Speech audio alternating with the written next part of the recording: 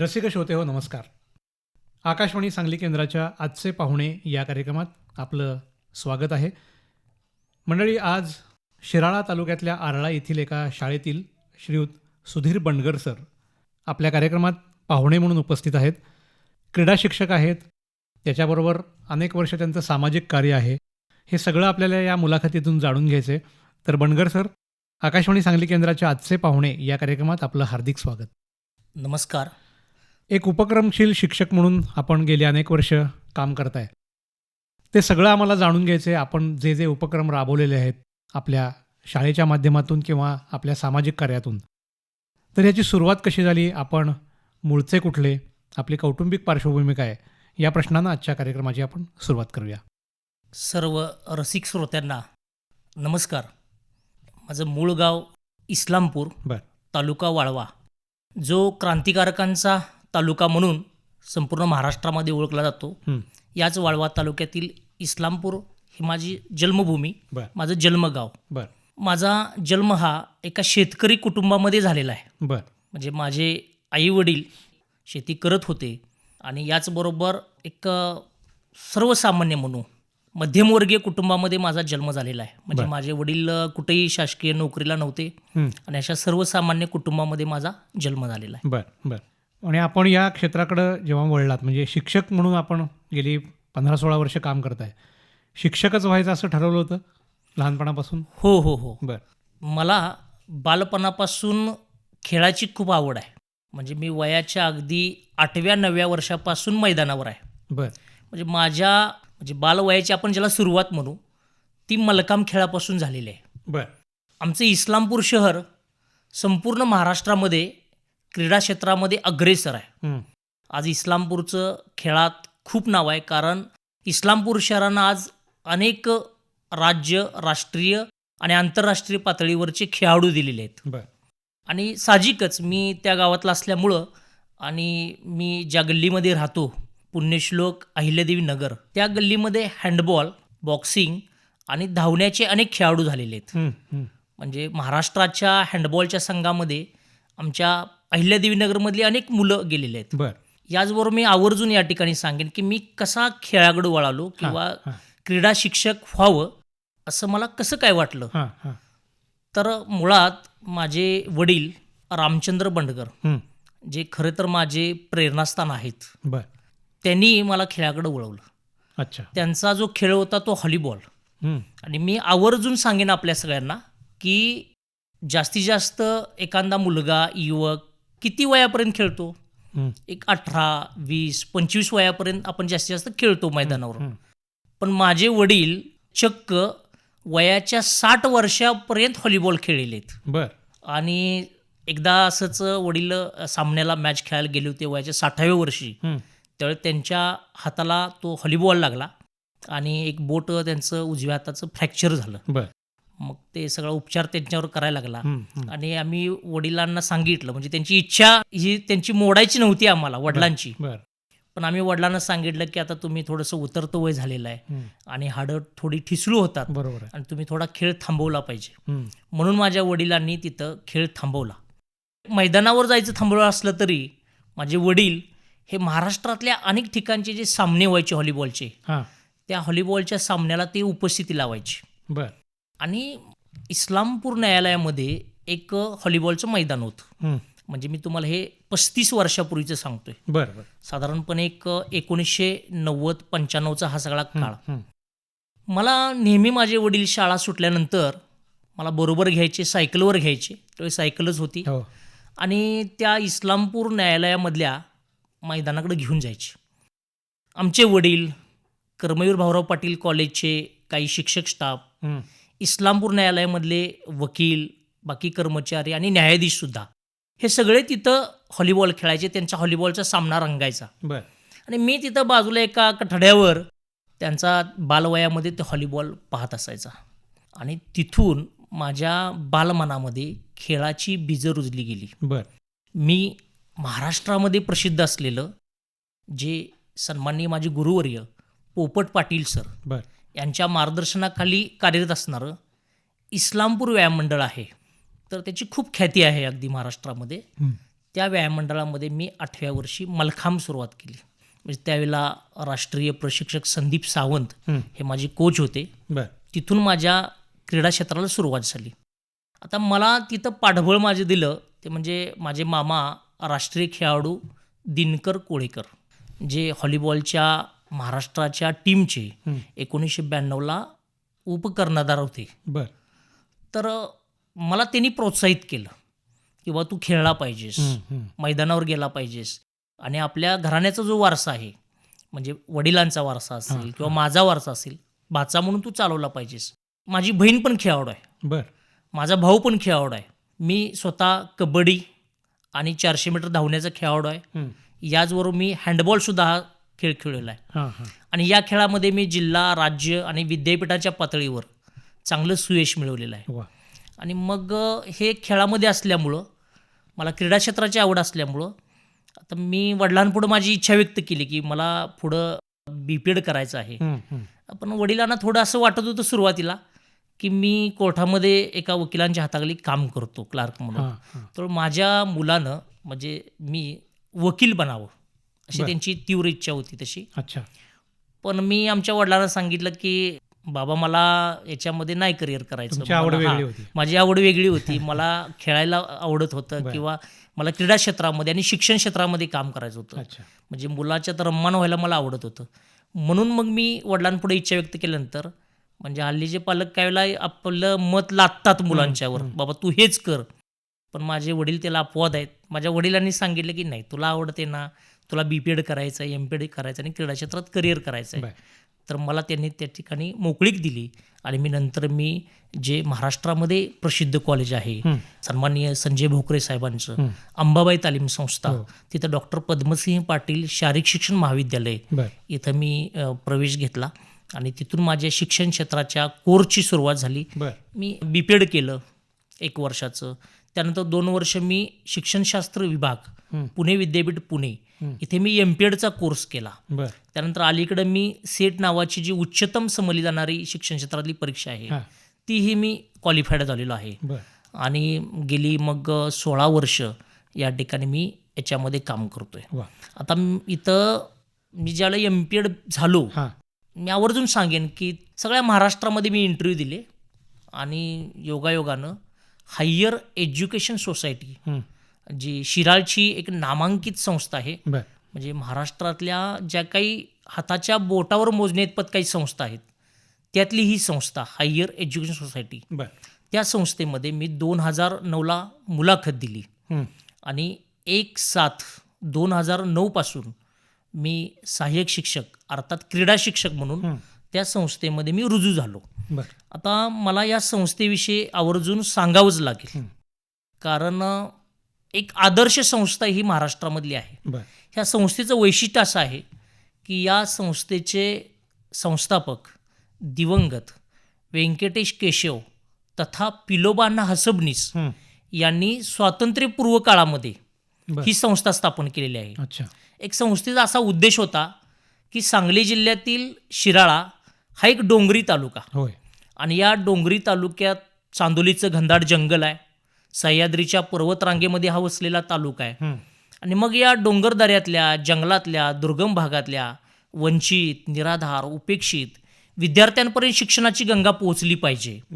म्हणून स्वातंत्र्यपूर्व काळामध्ये पिलोबा अण्णांनी या ठिकाणी शिराळा तालुक्यामध्ये, म्हणजे आपण त्याला त्यावेळेला शिराळा पेठा म्हणायचे, तर त्या शिराळा पेठ्यामध्ये पहिली या ठिकाणी शाळा सुरू केली, न्यू इंग्लिश स्कूल. मग त्यानंतर एक 7 युनिट, म्हणजे आमच्या आरळ्यासहित अशी वेगवेगळ्या भागामध्ये शाखा त्यांनी स्थापन केल्या. याचबरोबर आज तागायत या संस्थेमध्ये कुठल्याही कर्मचाऱ्याला नोकरी देत असताना त्याच्याकडून एकही रुपया या ठिकाणी घेतला जात नाही. म्हणजे हे त्याचं वैशिष्ट्य आहे. आणि विद्यार्थ्यांचं कल्याण करणं, विद्यार्थ्यांना घडवणं, विद्यार्थ्यांना सुसंस्कृत बनवणं, यासाठी या संस्थेची स्थापना केलेली आहे. आणि तो उद्देश डोळ्यासमोर ठेवून गेली अनेक वर्ष ही संस्था डोंगरी भागातले विद्यार्थी घडवण्याचं एक चांगल्या पद्धतीनं काम करत आहे. म्हणून मी संस्थेला म्हणजे ऋण व्यक्त या मुलाखतीतून मी करू इच्छितो की त्यांनी मला खऱ्या अर्थानं शिक्षक म्हणून संधी दिली. आणि त्या संधी दिल्यामुळं मी आज या ठिकाणी डोंगरी दुर्गम जंगल भागातल्या मुलांना घडवण्याचं किंवा त्यांना त्यांच्या स्वतःच्या पायावर उभं राहण्याचं एक पवित्र असं निस्वार्थी भावनेनं गेली अनेक वर्ष काम करतोय. वा. आत्ता आपण म्हणालात त्याप्रमाणे साधारण 15 ते 16 वर्ष आपण या संस्थेमध्ये कार्यरत आहात एक क्रीडा शिक्षक म्हणून. आरळा किंवा शिराळा भाग तो सगळा डोंगरी भाग आत्ता आपण उल्लेख केलात.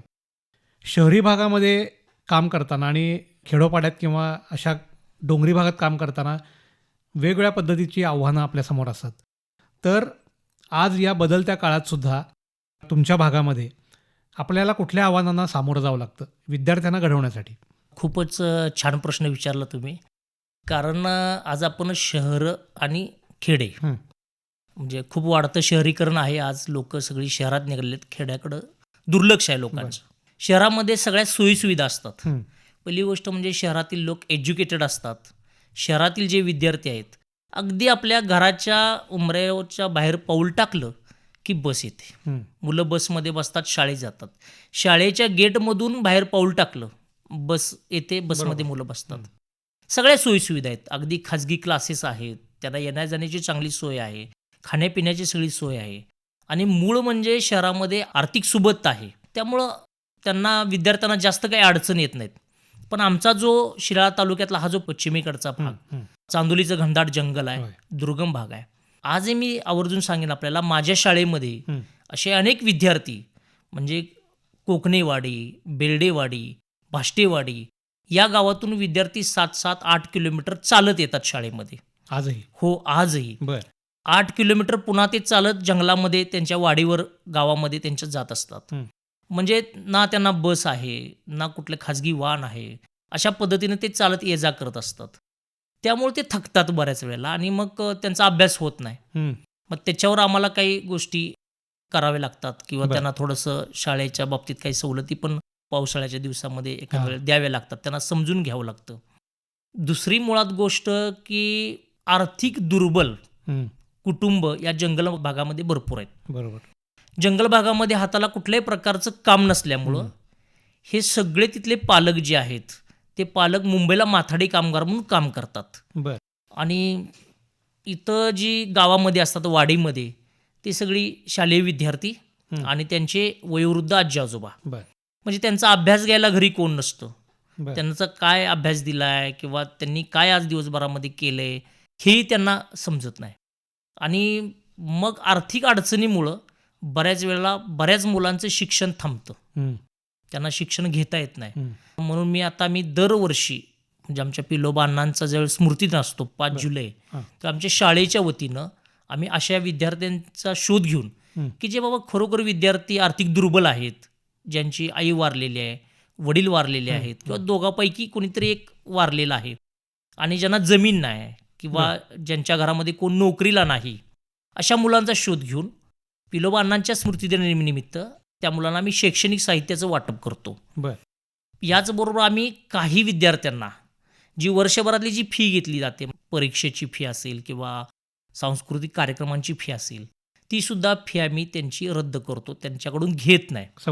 सवलत देतो आम्ही त्याच्यामध्ये त्यांना. आणि मी आवर्जून सांगेन, माझे वडील सुद्धा सामाजिक कामामध्ये होते आणि अप्रत्यक्षपणे त्यांच्याकडून माझ्याकडे तो वारसा आलेला आहे सामाजिक कामाचा. तर मी फक्त 10 ते 5 या वेळेमध्ये काम केलं, शिकवलं म्हणजे झालं असं नाही.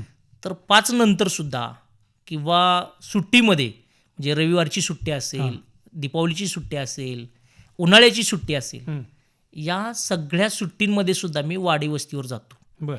असे विद्यार्थी शोधतो की जे खरोखर आर्थिक दुर्बल आहेत आणि मग त्यांना मी शैक्षणिक साहित्य वाटप आजवर केलेलं आहे.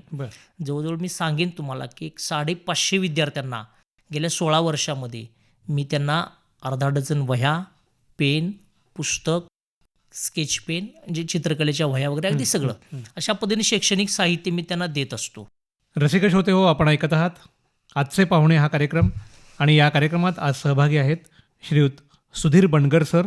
हे शिराळ्याचे एक उपक्रमशील शिक्षक म्हणून कार्यरत आहेत. मला तिथं काम करताना अनेक अडचण आली की शहरातले लोक थोडेसे एज्युकेटेड असतात, जागृत असतात. समजा शहरातले विद्यार्थी आहेत त्यांना जास्त अभ्यास कर किंवा असं सांगावं लागत नाही, खेळामध्ये भाग घे. पण आमच्या डोंगरी भागामध्ये जागृत नसल्यामुळं पालक की त्या मुलांना शिक्षण प्रवाहामध्ये आणणं म्हणजे थोडंसं एक अगदी अवघडच काम आहे असं त्यांचं आपण प्रबोधन म्हणू. करणं गरजेचं आहे. त्यांचं प्रबोधन हं, करावं लागतं. म्हणून मी गेल्या अर्ध्या वर्षापासून शिक्षण प्रसार व क्रीडा प्रबोधन अभियान राबवलेलं आहे. बरं. मग त्याच्या माध्यमातून मी त्या पालकांच्या बैठका घेतो किंवा प्रामुख्यानं गणेश उत्सवाचे कार्यक्रम हे तिथले मोठे कार्यक्रम असतात. आणि दुसरा एक त्यांचा कार्यक्रम असतो तो म्हणजे दारूबंदी पूजा. बरं. तर तो वर्षाला एक कार्यक्रम असतो. त्या एक 2 कार्यक्रमांना म्हणजे गणेश उत्सव आणि दारूबंदी पूजा या कार्यक्रमांना मुंबईचे सगळे त्यांचे पालक म्हणजे आई वडील जे असतील ते गावातली सगळी लोक त्यावेळी एकत्र येतात.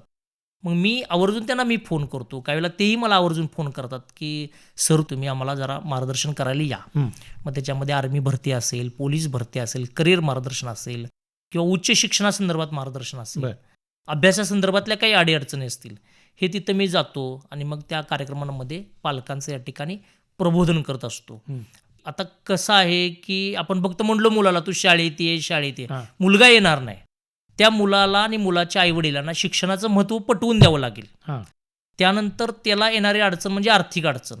त्या मुलाची इच्छा आहे यायची, बरं. पण समजा त्याच्याकडं दप्तर नसेल, त्याच्याकडं वही पेन नसेल, साहित्य नाही. साहित्य नसेल, तर त्याला शैक्षणिक साहित्य सुद्धा द्यावं लागेल ना. अशा प्रकारे मदत करावी लागेल. आणि मग अशा प्रकारची मदत करून विद्यार्थ्यांचा ओढा कसा आमच्या शाळेकडे वाढेल, मुलं कशी शिक्षण प्रवाहामध्ये टिकतील, यासाठी आम्ही वेगवेगळे उपक्रम राबवून बरं. या ठिकाणी प्रयत्न करत असतो. मला असं विचारायचं आहे की काही वर्षांपूर्वी शिक्षणाची गोडी लावणं इथून शिक्षकाला सुरुवात करायला लागायची. बरोबर. तुम्ही ज्या भागामध्ये काम करताय तिथं शिक्षणाची गोडी तरी आता लागलेली आहे. हो. म्हणजे तुम्हाला अशी अडचण नाही येत की नाही बाबा हे शिक्षणाप्रती त्यांचा नाहीच आहे काही, अशा पद्धतीचं आता काय काळ राहिलेला नाही. खूप वातावरण बदललेलं आहे. हां. मी तुम्हाला आवर्जून सांगेन हां. आणि ठामपणे सांगेन की 2009 पूर्वी हां. खुंडलापूर धनगरवाडा, बरं. पुन्हा राघूवाडा, पेगूवाडा, अंबाईवाडा ह्या वाड्यांवर जर आपण माहिती घेतली तर शासकीय नोकर भरती होणारा एकही विद्यार्थी नव्हता. बरं. खुंडलापूर धनगरवाड्यावर हाताच्या बोटावर मोजणे इतपत म्हणजे अगदी 2-3 विद्यार्थी हे उच्च शिक्षण घ्यायचे. बरं. मुली तर 12वीच्या पुढे शिक्षणच घेत नव्हत्या. आणि 12वी झाल्यानंतर तिथं कसं आहे की लवकर लग्न करतात. म्हणजे तिथली एक प्रथा म्हणून आपण किंवा परंपराच आहे. आजही तिथं थोडंसं लवकर लग्न करण्यावर भर देतात. बरं. आपल्याकडे कसं मुलींना शिक्षणाला प्राधान्य देतात. तिला MBBS करतात, इंजिनिअरिंग करतात, वयाच्या 22व्या 25व्या वर्ष लग्न करतात. तिथं 19, 20, 21 म्हणजे लवकरात लवकर लग्न करायला प्रयत्न करतात. तर आज तिथं उच्च शिक्षणाचं मुलींचं आणि मुलांचं प्रमाण वाढलेलं आहे. बरं. म्हणजे हे आकडेवारी सुद्धा मी काढलेली आहे की बाबा 2009 नंतर किती उच्च शिक्षित होते बरं. आणि मग आज 2025ला किती आहेत, तर त्याच्यामध्ये बराचसाच फरक पडत चाललेला आहे. नवलू बजरंग गावडे बरं. आणि आनंदराव बजरंग गावडे हे 2 सख्खे बंधू, हं.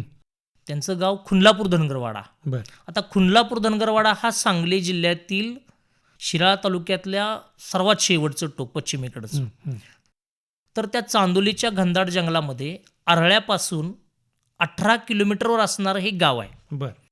तर त्या गावातील शासकीय नोकर भरती होणारे हे 2 विद्यार्थी, एक अच्छा. नवलू आणि दुसरा आनंदराव, बरं. आज दोघंही या ठिकाणी भारतीय सैन्य दलामध्ये काम करतायत आणि आपल्या भारत मातेची सेवा वा. ते या ठिकाणी आर्मी भरती होऊन करतायत. बरं. असे अनेक मुलं आहेत. शाहूवाडी तालुक्यामध्ये पेगूवाडा म्हणून गाव आहे. बरं. तर तिथली उषा एकनाथ डपडे नावाची मुलगी, ती सुद्धा मुलगी मागल्या वर्षी पोलीस भरती झालेली आहे. बरं. अशा अनेक मुली, अशी अनेक मुलं या ठिकाणी त्यांना आता शिक्षणाची गोडी लागलेली आहे. उच्च शिक्षणाचं महत्त्व त्यांना समजलेलं आहे. आणि आपण एक वाईट जीवन जगण्यापेक्षा आपण शासकीय नोकर भरती होऊन थोडंसं मानासन्मानानं जगलं पाहिजे, अशी भावना त्यांच्यामध्ये आता आणि पालकांच्यामध्ये रुजत चाललेली आहे. वा. आणि आमच्या कुठंतरी कामाचे किंवा मी जे काही अभियान राबवलं, उपक्रम राबवले, तिथं वाडी वस्तीवर पोचलो, डोंगरी ग्रंथालय एक स्थापन केलेलं आहे. त्या डोंगरी ग्रंथालयाचा कुठंतरी मुलांना फायदा होतोय असं मला या ठिकाणी आवर्जून वाटतंय. काय स्वरूप आहे या ग्रंथालयाचं? तर डोंगरी ग्रंथालय ही संकल्पनाच अशी आहे हां.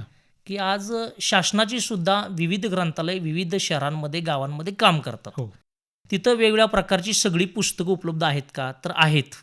पण आज ग्रंथालयाकडं मुलं वळत नाहीत. म्हणजे मुलं आज जास्त मोबाईल, टीव्हीचा जास्त वापर करायला लागलेले आहेत. आणि मला असं वाटायला लागले की भविष्यामध्ये ग्रंथालयांना काही कुलपं लागत आहेत का काय, म्हणजे ग्रंथालय बंद पडतील का काय, अशा सगळ्या ते अवस्थेमध्ये आहेत. परंतु अशा वादळामध्ये सुद्धा दिवा पेटतात ठेवला पाहिजे. म्हणून मी डोंगरी ग्रंथालयाची स्थापना या ठिकाणी 2012 साली केलेली आहे. बर. थोडंसं नाव वेगळं वाटतंय हां, लोकांना. हां. मी मुद्दामच वेगळं नाव दिलेलं आहे. कारण हे जे ग्रंथालय आहे ते फक्त डोंगरात, जंगलात आणि दुर्गम भागात राहणाऱ्या विद्यार्थ्यांसाठी काम करतं. बर. आता मुळात ही संकल्पना अशी आहे की आज जरी आपण शासकीय ग्रंथालयामध्ये गेलो तर तिथं नाममात्र आपल्याकडून वार्षिक फी घेतात हो. आणि मग ते आपल्याला आठवड्याला, महिन्याला पुस्तक देत असतात. पण आमचं ग्रंथालय असं आहे की एकही रुपया आम्ही त्या मुलाकडनं घेत नाही. बर. अगदी मोफतपणे आम्ही त्याला पुस्तकं देतो. आज ग्रंथालयामध्ये गेलो तर काही वेळेला काही पुस्तकं मिळत पण नाहीत आपल्याला शहरातल्या ग्रंथालयामध्ये. पण आम्ही अशी योजना राबवलेली आहे आमच्या ग्रंथालयात की मुलानं फक्त आम्हाला सांगायचं की सर आम्हाला हे पुस्तक पाहिजे, मला फॉरेस्ट भरतीचं पुस्तक पाहिजे, मला UPSCचं पुस्तक पाहिजे, मला बुद्धिमत्तेचं पुस्तक पाहिजे. नाव सांगायचं, ते पुस्तक आम्ही दुसऱ्या दिवशी त्या मुलाच्या हातामध्ये नेऊन देतो. बर. म्हणजे विनामोबतला. आणि त्याला जे आवश्यक पुस्तक आहेत ते थोडं काय होतं की हे जंगलातली मुलं असल्यामुळं आर्मी भरती, पोलीस भरती किंवा MPSC, UPSC यासाठी कुठल्या लेखकांची पुस्तकं वापरायला पाहिजेत हां. हे तिथल्या मुलांना, पालकांना माहीत नाही. त्यांना याच- मार्गदर्शन होणं गरजेचं आहे. हां, मुलांना कोणती पुस्तक वाचायला पाहिजेत हे त्यांना सांगायला पाहिजे. कारण त्यांना माहीत नसतं हे. याचबरोबर त्यांचे जे पालक आहेत त्यांनाही माहीत नसतं, कारण ते पण अशिक्षितच आहेत. आणि दुसरी गोष्ट म्हणजे कराड, कोल्हापूर किंवा इस्लामपूर शहरासारखे जायला तेवढे जाण्या येण्याचा खर्च, जाणे म्हणजे 200-300 रुपये त्यांचे खर्च होतात. मग ते दुकान शोधायचं, ते पुस्तक आणायचे त्यांना होत नाही. म्हणून आम्ही डोंगरामध्ये अगदी त्यांच्या वाडी वस्तीवर घरात जाऊन हे त्यांना पुस्तक देतो. त्याचे पुढं अशी संकल्पना आहे की बऱ्याच वेळेला मुलं किंवा आजचे लोक ग्रंथालयामध्ये जायला कंटाळा करतात. बाबा आहे सभासद पण मी आज कसा जाऊ, किंवा वेळ जातोय माझा, किंवा काहीतरी काम आहेत. तर आम्ही काय केलेलं आहे की खुनलापूर धनगरवाडा किंवा बेर्डेवाडी म्हणून एक डोंगरावरचं गाव आहे, त्या गावामध्ये आम्ही अशी काही आमचे युवक आहेत की त्या युवकांकडे आम्ही एक 50-100 अशा 3-4 वाड्या वस्त्यांवर पुस्तक ठेवलेले आहेत. बर. म्हणजे त्यांना आमच्याकडे आरळ्यामध्ये, शाळेमध्ये किंवा माझ्याकडे यायची सुद्धा गरज नाही. त्यानं त्या मुलाकडून तिथून तो घेऊ शकतो. आणि मी काय करत असतो, मला जसा मोकळा वेळ मिळेल म्हणजे आठवड्यातून, 15 दिवसातून मी माझ्या दुचाकी गाडीवरून मी ती पुस्तकं पिशवीमध्ये घेऊन त्या वाडी वस्तीवर जात असतो. बर. आणि मग त्यांना जी पुस्तकं पाहिजेत त्यांना ती पुस्तकं उपलब्ध करून देत असतो. अच्छा. म्हणजे थोडक्यात की अगदी सहजरित्या त्यांना ती पुस्तकं उपलब्ध झाली हां, पाहिजेत. हां.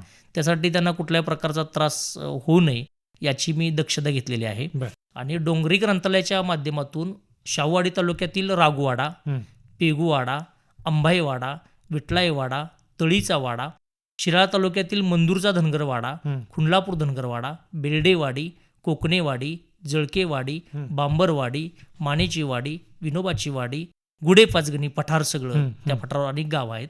अशी अनेक गावं सांगता येतील. बर.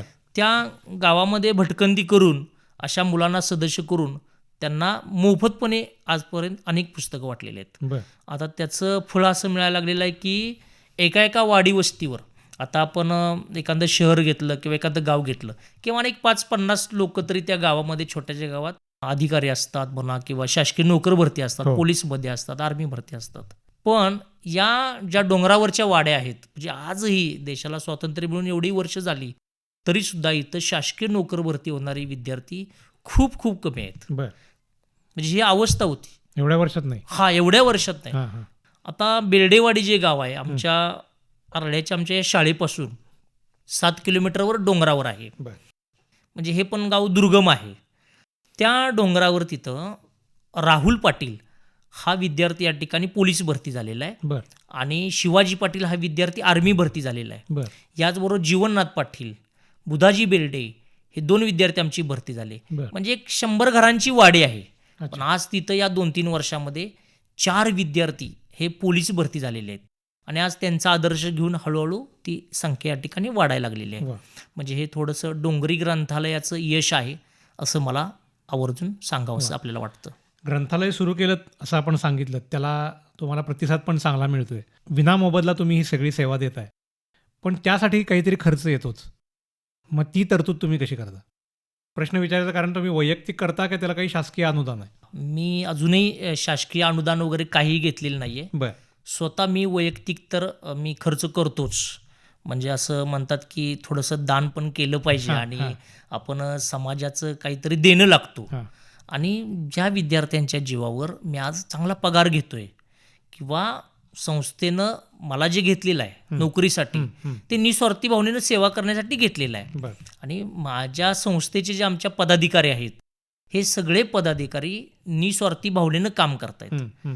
मग मलाही वाटतं की आपणही काहीतरी निस्वार्थी भावनेनं काम केलं पाहिजे आणि माझ्या खिशातले पैसे काहीतरी समाजाकडे गेले पाहिजेत. हां. म्हणून मी स्वतःही खर्च करतोच.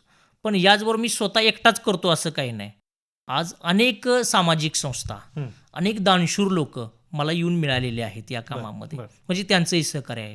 याच्यामध्ये मी आवर्जून उल्लेख करेन की शंभू शाहीर, हं. प्राध्यापक अरुणजी घोडके सर, हं.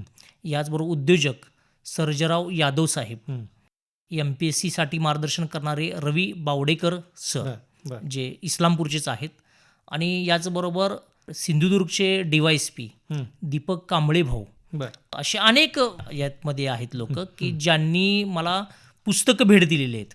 म्हणजे मी आव्हान केलेलं आहे आणि मी आपल्या रेडिओच्या माध्यमातून पण, मी आकाशवाणीच्या माध्यमातून पण मी आव्हान करतो की तुम्ही तुमचा वाढदिवस 1000-2000 रुपये केक कापून न करता आमच्या डोंगरी ग्रंथालयाला तुम्ही 1 पुस्तक, 5 पुस्तक, जेवढी तुम्हाला जमतील एवढी पुस्तक भेट देऊन तुम्ही या ठिकाणी आम्हाला मदत करा. हं.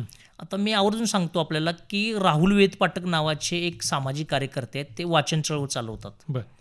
त्यांनी त्यांचं लग्न आणि त्यांच्या एका मित्राचं लग्न हं. अशा पद्धतीनं केलं की आहेरामध्ये आम्हाला भांडी नको, आहेरामध्ये आम्हाला रोख रक्कम नको, हं. आम्हाला आहेरामध्ये पुस्तक द्या. बरं. मग त्यांनी ते पुस्तक जमा केली आहेरात आलेली आणि आमच्या डोंगरी ग्रंथालयाला भेट दिली. बरं. म्हणजे अशा अनेक व्यक्ती आहेत समाजामधल्या. म्हणजे कधी-कधी आज आपल्याला असं वाटतं की समाज हा दुसरीकडं अगदी निघालेला आहे वेगळ्या बाजूला. परंतु एका बाजूला जर आपण पाहिलं तर समाजामध्ये अशी काही लोक आहेत की जे दानशूर आहेत आणि जे विधायक, प्रबोधनात्मक किंवा चांगल्या कामामध्ये सहभाग घेत असतात. हं, हं. तर या सगळ्या जनसमुदायातून या ठिकाणी आमचं हे डोंगरी ग्रंथालयाचं काम चालत असतं. वा. रसिक श्रोते हो, आजचे पाहुणे या कार्यक्रमात शिराळा तालुक्यातील एक उपक्रमशील शिक्षक श्रीयुत सुधीर बनगर यांच्याशी आपण बातचीत करत आहोत. आज वेळेअभावी इथंच थांबूया. पुन्हा भेटूया पुढच्या कार्यक्रमात. तोपर्यंत या कार्यक्रमाचे सादरकर्ते श्रीनिवास जरंडीकर आणि मला शशांक लिमयला आता निरोप द्या. नमस्कार.